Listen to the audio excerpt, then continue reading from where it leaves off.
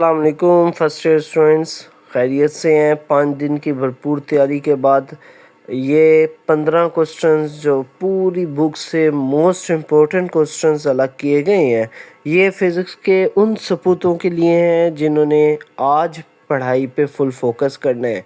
इन 15 topics को कर लें ताकि एग्ज़ाम में आपका ये हाल ना हो। जैसे कि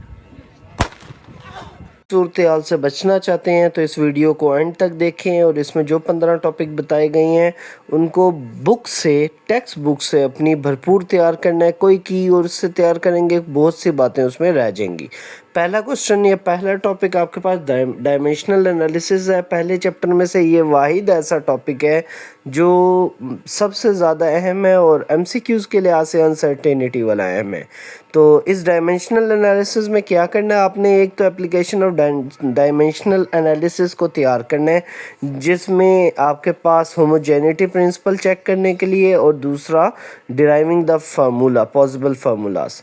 ये दो इसके एप्लीकेशंस हैं। इस एप्लीकेशंस की उसी जो आपके जहाँ ये टॉपिक है लिमिटेशंस के बाद दो एग्जांपल्स हैं वो आपने ज़रूर तैयार करनी है। और दूसरा व्हाट आर द लिमिटेशंस, ये शॉर्ट क्वेश्चंस के लिए आपके पास बहुत ज़्यादा अहम सवाल है। दूसरे टॉपिक पे आते हैं तो product of vector, second chapter में one of the most important topic या मोस्ट इम्पोर्टेंट क्वेश्चन कह लें, जिसमें आपसे describe the vector product and its properties with the help of examples.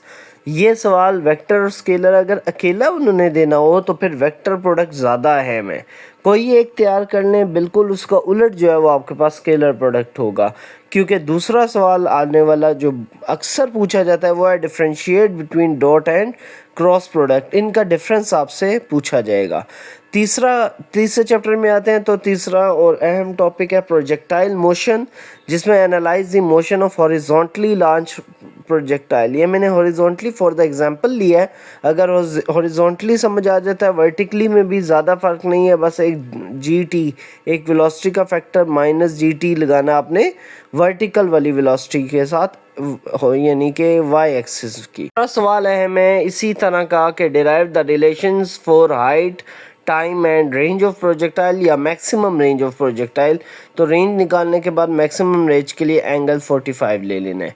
इसी चैप्टर का one of the another important question है elastic collision in one dimensional, reduce the velocities of two bodies colliding या due to elastic collision in one dimensional. बेटा ये formative नहीं है। Elastic collision in one dimension is the most important question. Along with इसके साथ इसी book में अगर आप रहें तो जहाँ पे इलास्टिक कोलियन की वेलोसिटीज़ रिड्यूस हो जाती हैं, उसके बाद 4 केसेस हैं कि मैसेज इक्वल होंगे, वेलोसिटी एक की 0 होगी, दूसरे की 0 होगी, वो भी साथ करनी है। 5वें क्वेश्चन पे आते हैं अगले चैप्टर में, तो वो आपके पास है सेंट्रीपिटल फोर्स की derivation. Derive the relationship for centripetal acceleration and force. इसमें डायग्राम्स, दो ट्राइंगल्स बनी हुई हैं सर्कल का एक पार्ट के तौर पे, वो डायग्राम्स आपने साथ बनानी है। और एक बात अगेन कह रहा हूँ, याद रखिए, हमने वीडियो भी इस पर अपलोड की थी। पेपर को अच्छे से अटैम्प्ट करें, जहाँ डायग्राम की ज़रूरत या कोई मौका बनता बना दें, एग्जाम्पल कोई दे सकते हैं दे दें, एक्सप्लेनेशन ज़रूर करनी है। तो डेरिवेशन इसकी पहले सेंट्रीपिटल एक्सेलरेशन निकालना है, देन फोर्स निकालनी है। नेक्स्ट शॉर्ट क्वेश्चन के लिए इस चैप्टर में एक अहम टॉपिक है बैंकिंग ऑफ रोड। इस पे आपको ये आ सकता है कि derive the relationship for the angle of banking of road. ये जो टेंजेंट थीटा निकाला हुआ है वेलोसिटीज के, ये सॉरी इसके फोर्स के कंपोनेंट से ना, तो ये एंगल निकालने को दिया जा सकता है। Describe the condition of banking of road, same बात लेकिन सवाल बदल दिए। अब भी आपने एंगल ही निकालना है, पहले एक्सप्लेन करना है थोड़ा सा कि क्यों फोर्सेस के कंपोनेंट्स में हम दोनों क्यों नहीं ले रहे, वेट का एक कंपोनेंट क्यों ले रहे हैं और उसको सेंट्रीपिटल के इक्वल क्यों रख रहे हैं, तो उसके बाद एंगल निकालना है। नेक्स्ट चैप्टर पे आते हैं तो चैप्टर नंबर 6 में, बल्कि ये चैप्टर नंबर आपका 5 बुक का बनता है, उसमें काइनेटिक एनर्जी का टॉपिक बहुत अहम है। Derive and explain the work energy theorem, जो काइनेटिक एनर्जी का टॉपिक है, जब K E is equals to half M V square complete होता है, बिल्कुल उससे नीचे के 2 पैराग्राफ पढ़ेंगे आपको पता लगेगा यही जो प्रूफ है ये काइनेटिक एनर्जी थ्योरम है। और इसका ये भी दे सकता है कि prove that kinetic energy is equals to 1/2 M V square. तो ये दोनों सवालों में आपने इसी को काइनेटिक एनर्जी को विद एग्जांपल डायग्राम एक्सप्लेन करनी है।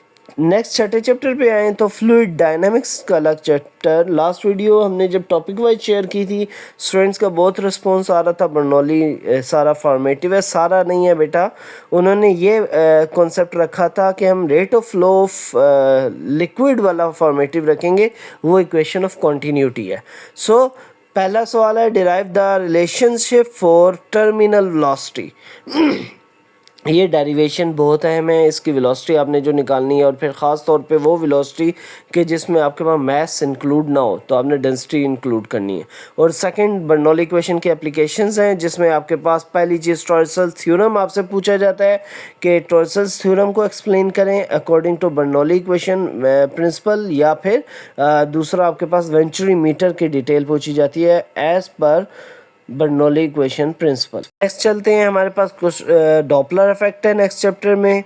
डॉपलर इफेक्ट बहुत ज़्यादा अहम है। Explain the change in frequencies in sound with the movement of source and listener. आपने उसके या लिखाएगा डिस्कस द ऑल केसेस, तो उसमें आपने पहले थोड़ा सा डॉपलर इफेक्ट बताना है कि जब मूवमेंट होती है तो उससे फ्रीक्वेंसी में फ़र्क आता है, उसकी फ्रीक्वेंसी चेंज होती है, क्योंकि दो वेलोसिटीज़ का कंपैरिजन हम बेसिकली कर रहे होते हैं। और उसमें आपने उसके फार्मूलाज चारों केसेस के लिए, source moving toward the listener, away from the listener, या listener moving toward the source या अवे फ्रॉम द सोर्स। बाकी 2 और केसेस थे जो अभी आपकी बुक में शामिल नहीं है, सो आई रिकमेंड कि उसे आप ढूंढे भी ना और उसे करने की ज़रूरत नहीं है।